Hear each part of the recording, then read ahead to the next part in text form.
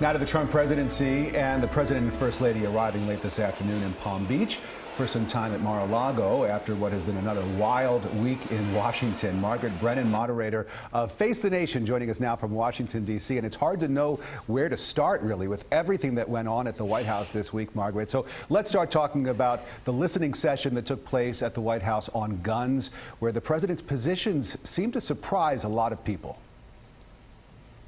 They did indeed, and we still don't know what the bottom line is in terms of where the president actually stands. He has not released any kind of policy paper with proposals at the end of what has been a two-week listening session, something that many had expected him to do.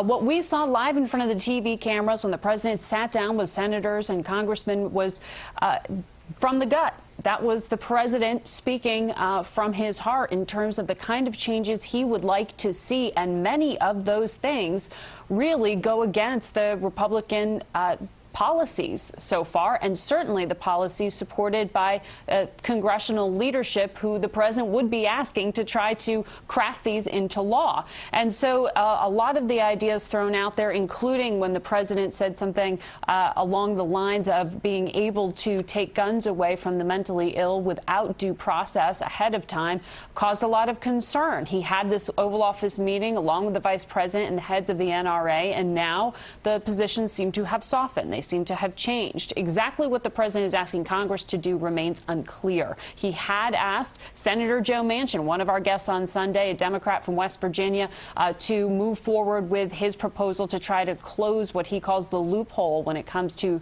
background checks on guns purchased at things like gun shows, not through federal sellers. And so will he actually follow through on that? The White House is now sort of wavering, saying, wait a second, we want to see what the final bill looks like, even though the president gave it a full-throated support at that meeting. Well, it's a topic that is front of mind for so many people here in South Florida and around the country. This week has also seen the president lose one of his top advisors in Hope Hicks. And according to the New York Times, Margaret, he may even be looking to ease his own daughter and son-in-law out of their White House jobs. What do we know about that? Well, it has been a tough week for the president's son-in-law, Jared Kushner. As you may remember, earlier this week, he had his security clearance downgraded. He's no longer able to read in some of the highly classified information because of this change in his security clearance. That's because the FBI still cannot fully clear him to give him a permanent approval. His background check's still ongoing. So to be more than a year into an administration and not be free and clear, particularly when you have such a substantial foreign policy portfolio and are advising the president directly, is an embarrassment. It was a frustration for the president as well.